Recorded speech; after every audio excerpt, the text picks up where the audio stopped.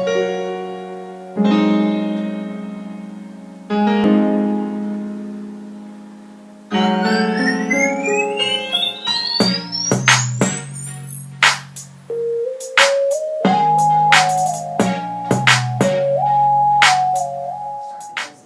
can go from the beginning because I got such a good report today that it blew my mind.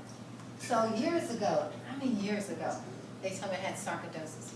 And where it comes from, they don't know. They say that there's no cure for it. And they said it's mainly in black African women and European for some reason. So, but they don't know where it comes from.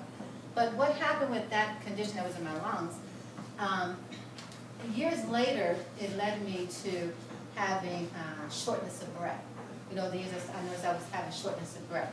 I wasn't able to do the things I used to do. And then that led to me having asthma attacks. Just about 3-4 years ago, I woke up in the middle of the night for the first time with an asthma attack. I'd never had an asthma attack in my life. But I woke up and I was not breathing. Rushed to the hospital. They said it was asthma attack. Well, that led to another one, that led to another one, and that led to another. So I was in the hospital. I think from 4 years ago, every year, at least 4 times a year, if not more. Sometimes twice a week. Because when I would have an asthma attack, they had to rush me in, you know, to give me the breathing. I didn't know how detrimental asthma attacks could be, you know, until later when I was reading up on it. But anyway, I ended up being on a lot of medication. They had me on steroids. They had me taking the inhaler. I was taking Advair. They sent me home with a nebulizer. The nebulizer is supposed to help me in case I woke up again and couldn't get to the hospital in time. The nebulizer would help to open up my lungs. And I was drinking Tussin. I was drinking Tussin by the bottle full. I mean, not Robitussin. It was Tussin. You had to get it from CVS because it helped to break up the mucus and it would help me to breathe. And I had to keep a bottle in my purse, at work, on my desk, everywhere I had a bottle of Tussin. And I was drinking it all day long just to open me up to breathe. And I had lost my energy. Now, I have 5 beautiful children. 5 beautiful children. Oldest one is 35 and the youngest one is 12. And we were very, very energetic. We were always going. We played basketball and everything. Well, I lost my energy. Couldn't really rip and run like I used to with them. I couldn't walk from here to there without having heart palpitation. So heart would go, I mean, it would feel like it was ready to jump out of my chest. And that would scare me because what would happen, if I didn't get in control, it would trigger asthma attack. So I went through that. I went through not able to walk up a flight of steps. I had to sit on the bottom step and then scoot all the way to the top. And I was back and forth with a pulmonary specialist, having CT scans, MRIs, X-rays. Every 3 months I was in the hospital having all these tests, and this went on for 3 years. And I had this cough. I could not stop coughing. Just you know, from another business we work with, I couldn't stand here and talk without stopping to cough, get enough air to say my next sentence. So I lived like that for almost 4 years. And then I'm thinking that with all the medication the doctors have me on, I'm going to eventually get better. Because they give me all this medication, I'm drinking Tussin, you know, I'm going to get better. But I get to the hospital, to the doctors on December 2012, and they tell me that I'm going to have a lung transplant. And I'm thinking, a lung transplant? Well, this thing has turned worse, and I didn't get better. What's all this medication, all these doctor's appointments, I'm running back and forth. I'm thinking I'm going to get better as long as I do what the doctors tell me to do. But it got worse. They wanted me to take my lung out. But it just so happened that I got that report in December 2012. In January 2013, I get a call from the owners of the company, Melanie and McGill, and the reason they called me because we worked together before in the sister company, which is a technology company. We worked together there. So they called me in January after I get the report in December, and they're telling me they want to fly me to San Ramon, California, because they want to share something with me that they're going to bring to industry. And I said, okay, I'm flying me to San Ramon, California. So I get to California. Mind you, Melanie and McGill had no idea what my condition was. They had no idea I was just told I need a lung transplant. They had no idea I was sick. I never shared that with them. So I get to San Ramon. I walk into this room. It was a secret meeting. And they had these doctors and nurses, and Melanie were there, and a few other leaders were there, about 35 people together. And they started talking about these vitamin sprays. And I thought, wow, vitamin sprays. I said, it sounded so right. It just sounded so, you ever hear something and it's like, wow, That works, vitamin spray. So I get there and they're talking about these vitamin sprays. And there was one doctor in particular, he stood up to talk about the sprays. He said, you know what? He said, I had asthma. But when I started taking the vitamin D, he said the vitamin D helped me with my asthma. Now when he said that was like a tap on my shoulder. I knew that God had sent me all the way to San Ramon, California to get an answer to my prayer. Because he had no idea I had asthma. I had no idea vitamin D had anything to do with asthma. So as soon as he said that, that's all pretty much I heard for the rest of the day. He had asthma, vitamin D helped him. They having a spray for him, give me some vitamin D spray.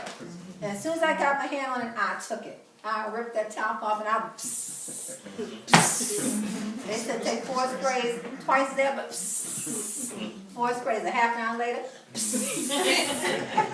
2 hours later, psst. I'm serious. I sprayed away. I didn't look to see if it was FDA approved. I didn't care. I just started spraying away. And let me tell you, it was on a Saturday I started taking it. Got home that Wednesday, and it was the first time I realized in years. And I didn't realize that that Wednesday I was doing something. I went to clear my throat, and I realized I was not coughing. I realized that I had not coughed all day, and I said, wait a minute, that's the last time I coughed, because this was like all this for 3 years. I said, I'm not coughing. So then I tried to make myself cough, see if I could set it off. And it wouldn't happen. So then I didn't say anything. I wouldn't tell anybody. And so I waited till the next day we were having a meeting. And Pastor Deb, my business partner, we were here, and at the end of the day, he said, Pastor, did you know that you didn't cough today?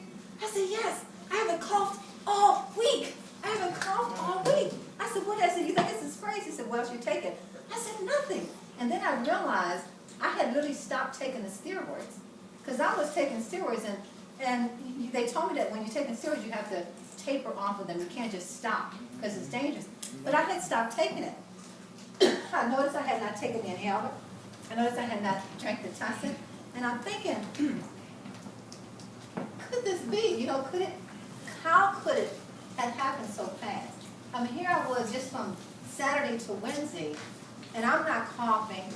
I walked up the steps. I didn't scoot up the steps.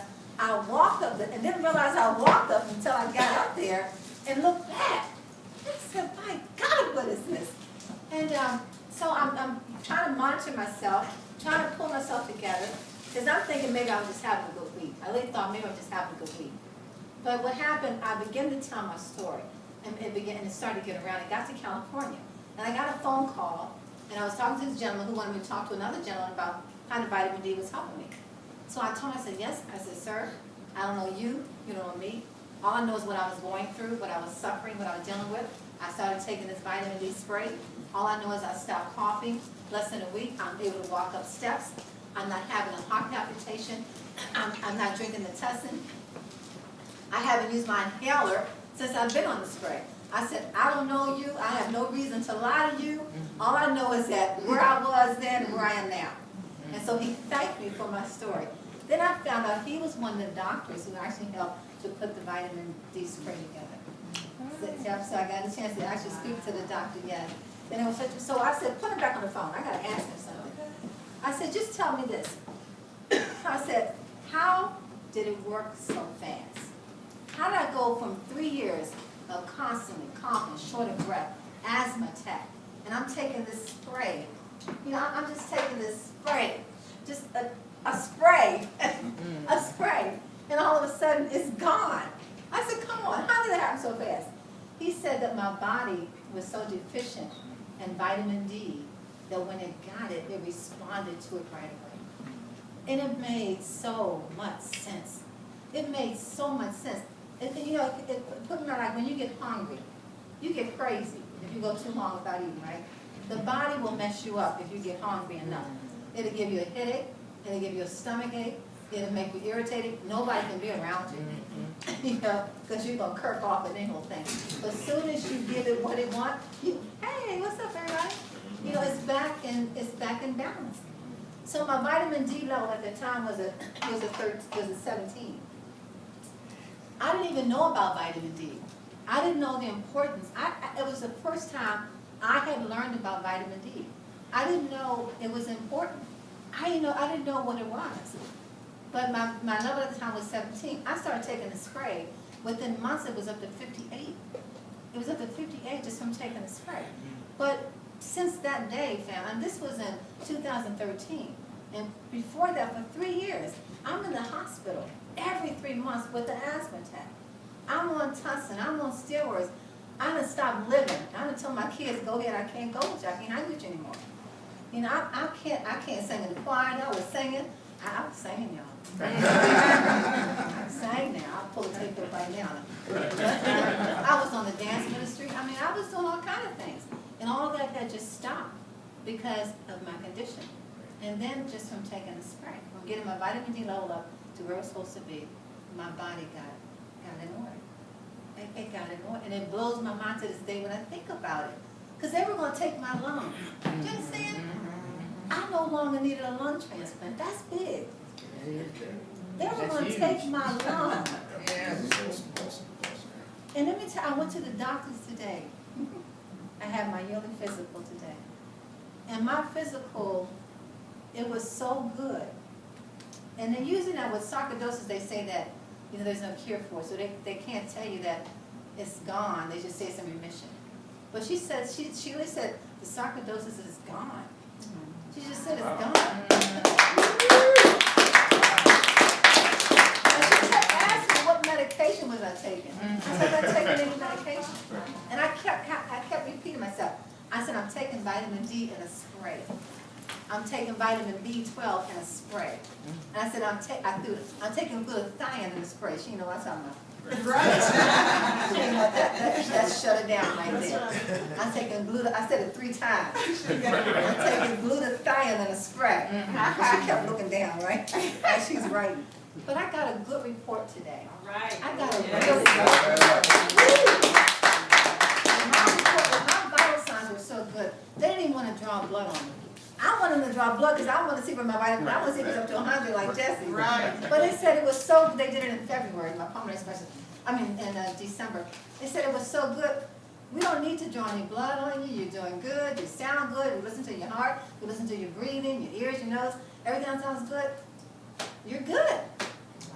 Praise the Oh, Lord. hey, praise Jesus.